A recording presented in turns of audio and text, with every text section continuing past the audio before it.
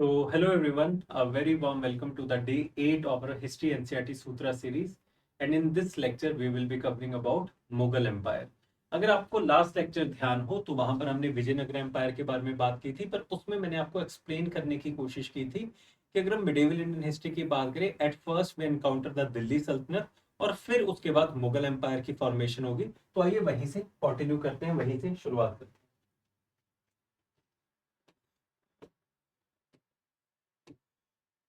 तो यहाँ पर इस पूरे इलाके में वी हैड दिल्ली सल्तनत। दिल्ली सल्तनत की मैंने आपको 5 डायनेस्टीज के बारे में भी बताया था जिन्होंने रूल किया इस एरिया के ऊपर। और उसमें जो सबसे लास्ट 5th नंबर के ऊपर हमारे पास डायनेस्टी आएगी, तो over here we have Lodhi dynasty, जिसका जो आखिरी रूलर है उसका नाम है इब्राहिम लोधी। अगर आपने कभी किसी मूवी के अंदर बैटल ऑफ पानीपत के बारे में देखा हो, उसके बारे में सुना हो, अकबर के बारे में आप जानते हो, तो आपको शायद थोड़ा बहुत चीजें रेफरेंस में आएंगी, क्योंकि जो सेकंड बैटल ऑफ पानीपत है that was fought by Akbar only. अगर हम यहां पर बात करें, जो फर्स्ट बैटल ऑफ पानीपत है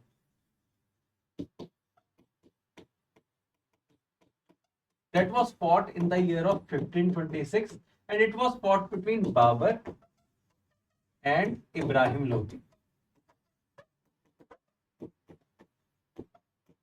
अब इस बैटल के बाद बाबर की जीत हुई। And one of the very important things जो इस बैटल के बारे में आपको पता होने चाहिए वो ये है कि इस बैटल ऑफ पानीपत के अंदर पहली बार इंडिया में वॉरफेयर में गन पाउडर को यूज किया गया था। बारूद को पहली बार इंडिया के अंदर लड़ने के लिए, जंग के लिए कब यूज किया गया था? So it was during this first battle of Panipat only.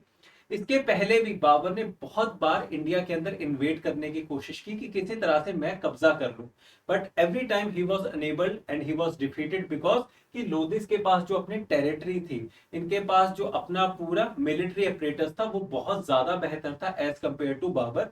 So Babur was sitting on the frontiers of India for a very long time, इस चांस में कि कभी ना कभी कोई मौका मिले और मैं आगे प्रोसीड करूं।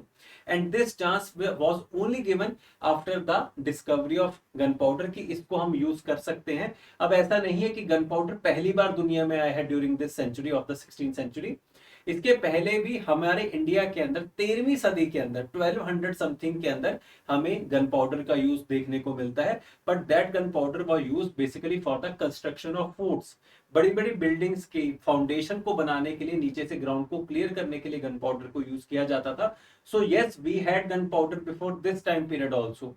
पर पहली बार जंग के अंदर, लड़ाई के अंदर पहली बार बाबर के द्वारा यूज किया गया। And this was one of the very critical factors because of which he succeeded in setting up the Mughal empire over in India. तो यहां से मुगल एम्पायर की शुरुआत होगी और इस मुगल एम्पायर के अंदर हम सक्सेसिव रूलर्स के बारे में पढ़ते हैं, स्टार्टिंग विद बाबर, देन इसका बेटा Humayun, then we have Akbar, and then we have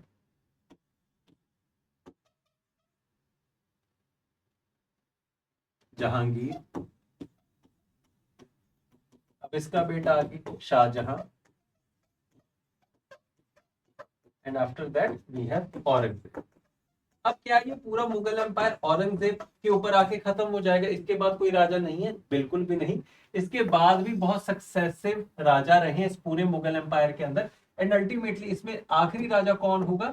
जिसका नाम है बहादुर शाह जफर, जो कि इफेक्टिवली 1857 में, रिवोल्ट ऑफ 1857 के बाद इसको इंडिया से बाहर भेज दिया जाएगा। Whole of this Mughal empire will be discontinued, कि इसके बाद अगला कोई राजा नहीं आएगा। और कौन इंडिया का राजा बनेगा? East India Company, British empire फिर इंडिया का राजा बना। तो इस पूरे चैप्टर के अंदर आप मुगल्स के बारे में पढ़ते हो, और स्पेसिफिकली अगर हम यूपीएससी की बात करें तो हम बाबर से शुरू होते हुए औरंगजेब तक की बात करते हैं, और इसमें भी स्पेसिफिक पॉइंट्स की बात करते हैं कि जो आपके यूपीएससी की जनरल स्टडीज के लिए जरूरी है।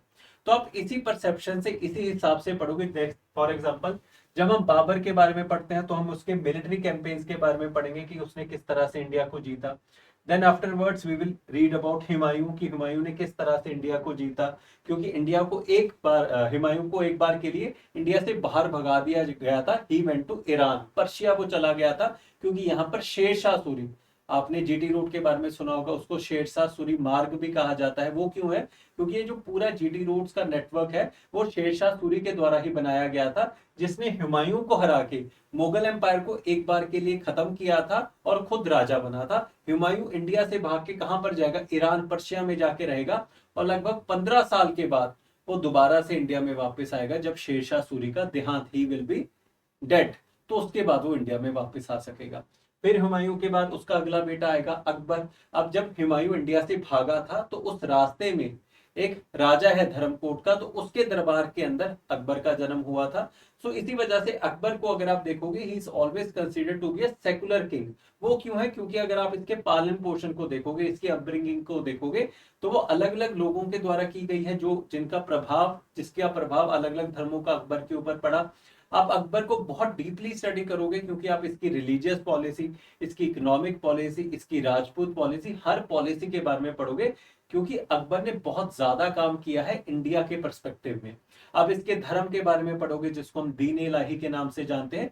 सो अकबर खुद में ही, मुगल एम्पायर जितना आप बाकी सारे राजाओं को पढ़ते हो, अकबर उतना ही आपको अकेले के लिए पढ़ना पड़ेगा। सो जब भी आप यूपीएससी के लिए पढ़ रहे हो, आपको सबसे पहले ये अंदाजा होना चाहिए कि किस चीज के बारे में कितना पढ़ना है। अब ये नहीं आप कर सकते कि बाबर के लिए भी आप उतना ही पढ़ रहे हो जितना आप अकबर के बारे में जानते हो। That will be not fruitful for us, क्योंकि हम पेपर के हिसाब से चल रहे हैं। आपको हमेशा ये चीज ध्यान में होना चाहिए कि आप पेपर के हिसाब से पढ़ रहे हो। Yes, out of your interest आप इस किसी के बारे में भी कितनी भी डिटेल में जाइए, पर जब तक आप यूपीएससी की तैयारी कर रहे हो, so this is something that you need to have in mind. And then we have Jahangir, Shah Jahan को आप पढ़ोगे ताजमहल के लिए, उसके आर्ट एंड आर्किटेक्चरल स्टाइल के लिए। जहांगीर को आप पढ़ोगे उसके पेंटिंग्स के स्टाइल के लिए, कि सबसे ज्यादा जो पेंटिंग्स को प्रोड्यूस किया गया है उस जमाने में वो जहांगीर के टाइम पीरियड के ऊपर था, क्योंकि उसको पेंटिंग्स बहुत पसंद थी। फिर आप औरंगजेब के बारे में पढ़ोगे, इसकी राजपूत पॉलिसी, डेक्कन पॉलिसी की, किस तरह से इसने धर्म, रिलीजन को देखा, बाकी धर्मों के लोगों के साथ लड़ाई की, जिसकी वजह से इफेक्टिवली मुगल एम्पायर वीक होगा और वो डिक्लाइन की तरफ चला जाएगा। तो ये पूरी कहानी है मुगल एम्पायर की। इसमें आप स्पेसिफिक राजाओं के रेफरेंस से पढ़ते हो टाइम पीरियड को, और उसके थ्रू जो समाज में डेवलपमेंट्स हो रही है, कि पीजेंट्स का हाल कैसा है, जमींदार कैसे बने, क्योंकि एग्रीकल्चरल लैंड है सारा, agriculture is the largest profession जो ज्यादातर लोगों के द्वारा प्रैक्टिस किया जाता है। तो उन सब की यहाँ पर आपको बात देखने को मिलेगी मुगल एम्पायर के अंदर। सो ये रफली उसी चीज को करस्पॉन्ड करेगा। जब बाबर ने इंडिया को इन्वेड किया था, तो जो पूरा हमारा इलाका था, या फिर मुगल एम्पायर का जो पूरा एरिया है, वो इतना था। अगर हम औरंगजेब की बात करें, तो आप देख सकते हो कि इसने पूरे एम्पायर को बहुत ज्यादा बड़ा कर दिया।